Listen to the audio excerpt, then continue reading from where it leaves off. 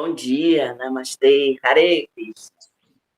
Fazer a leitura hoje do Bhagavad Gita, Conhecimento Mais Confidencial, capítulo 9, verso 31 e 32. Om Namo Bhagavate Vasudevaya. Om Namo Bhagavate Vasudevaya. Om Namo Bhagavate Vasudevaya. Om. Verso 31. Ele logo se torna virtuoso e alcança a paz duradoura. Ó filho de Cuti, declare ousadamente que o meu devoto jamais perece. Verso 32.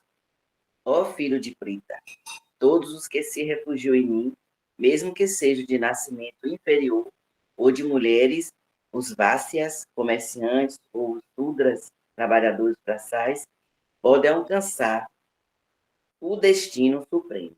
Repetindo, verso 31. Ele logo se torna virtuoso e alcança a paz duradoura. Ó filho de Cuti, declare ousadamente que o meu devoto jamais perece. Verso 32. Ó filho de Prita, todos os que se refugiam em mim, mesmo que sejam de nascimento inferior, ou as mulheres, os vácias, comerciantes ou sudras, trabalhadores braçais, podem alcançar o destino supremo. Hare Krishna. Obrigado, Kátia. Então, eu vou fazer a contextualização desses dois versos. Om Nagyana Chimirandasya Gyananjana Shalakaya Chakshurum Militam Yena Tasmai Shri Gurave Namaha. Bom, realmente, alguém que lê a Bhagavad Gita assim e vai dizer, mas o que esse Krishna está falando das mulheres aí? Então, realmente, precisa contextualizar, né? Senão, ele vai levar umas pauladas aí. Krishna, você está falando que a gente é inferior? O que é isso? Por favor. Então, vamos lá. Na verdade, Krishna, ele é a pessoa suprema e realmente... O microfone fechou. Fechou, está aberto. Estão ouvindo? Está aberto. Eu estou vendo sim. Estou ouvindo sim, está aberto. Ah, tá. Então... Desculpa, deve ser aqui para mim, então. Ah, tá. Então, esses dois versos são muito importantes de entender realmente a mensagem que Krishna está dando. Então, o primeiro, ele diz que ele logo se torna virtuoso. Virtuoso quer dizer no modo da bondade, né? No modo da bondade, sattva guna, no modo da pureza, da harmonia, e alcança a paz duradoura. Ó filho de Kunti, declare ousadamente que o meu devoto jamais perece. Ele está falando isso, né? O devoto, aquele que é devotado ao Senhor Supremo, ele não perece, ele é sempre protegido e está, como dizemos, o Paramatma, que é a alma suprema no coração, está guiando esse ser que está sinceramente tentando alcançá-lo. Porque nós temos todo o karma que nós carregamos, a nossa herança genética, herança não só dessa vida, mas de milhões de vidas atrás. Então, todas as dificuldades que nós encontramos, que sejam mentais, psicológicas, emocionais, físicas, da vida, né, de falta de dinheiro, de saúde, problemas de família, de filhos, de patrão, nossa, tanto problema. Com o conhecimento, esse conhecimento da Bhagavad Gita é realmente libertador, porque você consegue encarar os problemas sem se desesperar. Bom, a gente se desespera um pouquinho às vezes, né? Mas esse conhecimento nos dá a força para poder entender que nós não somos o personagem, que somos uma alminha, um filhinho, uma alminha que faz parte do Supremo, que nós estamos vivendo um personagem que dura 70 ou 100 anos, e esse personagem tem um filme, e esse filme nós precisamos viver o filme, né? A gente precisa assumir filhos, marido, mulher, casa, empresa, profissão, o que seja, né? Mas com esse conhecimento nos dá a força e a visão de sempre, como dizia o verso acástico, não esqueça a meta última da vida, que o nosso destino final é despertar na transcendência. E no outro verso, ele fala, Krishna, ele fala, mesmo aqueles que têm um nascimento inferior, ele está falando do corpo, porque a alma, a Atma, ela é igual, ela não tem diferença de ser inferior, superior, de que casta, de que pobre, rica. Não, a alma, a natureza da alma é Satchitananda, cheia de eternidade, de conhecimento, de bem-aventurança. Agora, o que nos diferencia é o karma que nós carregamos. Então, por que Krishna ele fala de nascimento inferior? Ou as mulheres, ou os comerciantes, ou o trabalhador de braçais. E é engraçado porque em outro verso, que a gente vai ler mais adiante na Bhagavad Gita, Krishna ele glorifica as mulheres dizendo que elas têm muito mais qualidades que os homens, né? Que elas têm paciência, determinação, inteligência, né? Então, o problema com as mulheres é que, devido a um condicionamento muito, muito antigo, de milhares de anos, e as mulheres elas tiveram que sempre... Antes não tinha a tecnologia que é hoje em dia, né? E que, assim, que facilita a vida.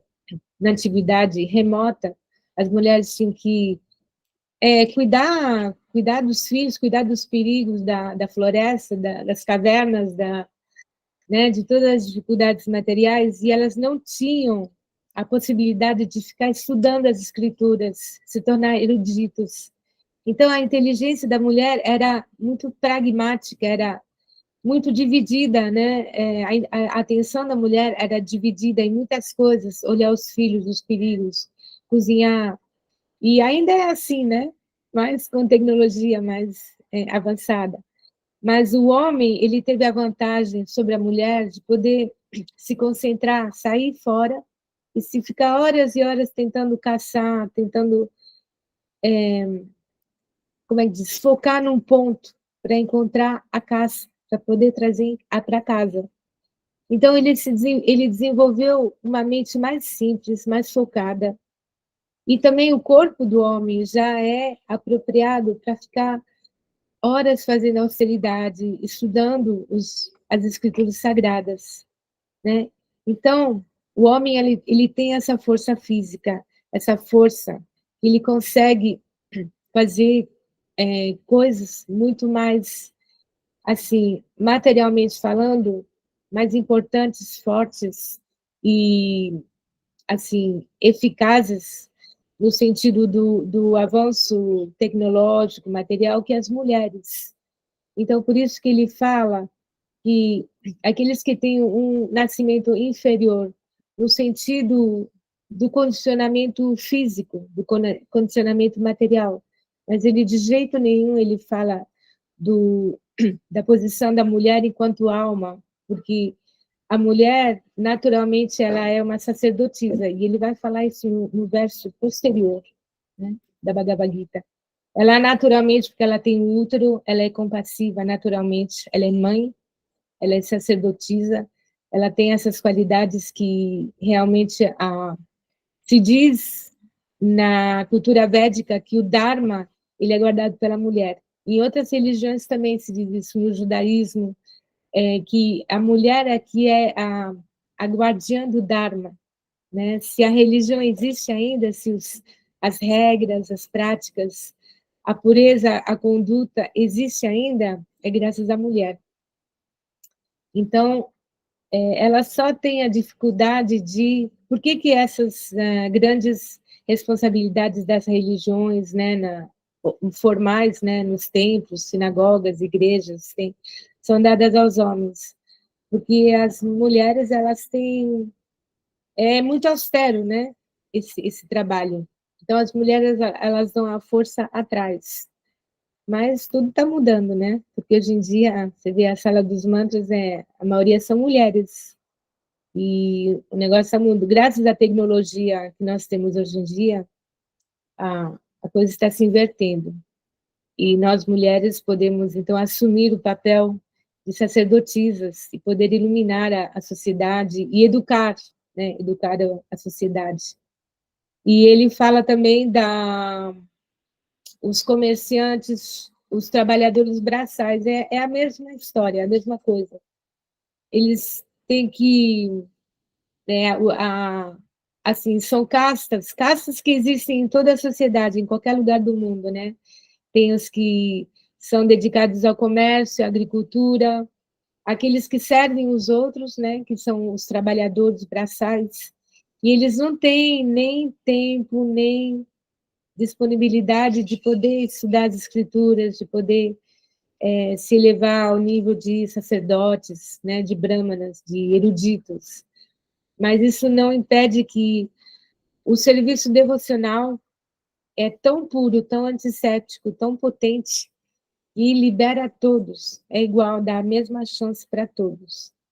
É como a água da chuva, ela pode cair em qualquer lugar, ela tem a capacidade de fazer brotar sementes, de fazer brotar a vida em qualquer lugar que ela caia.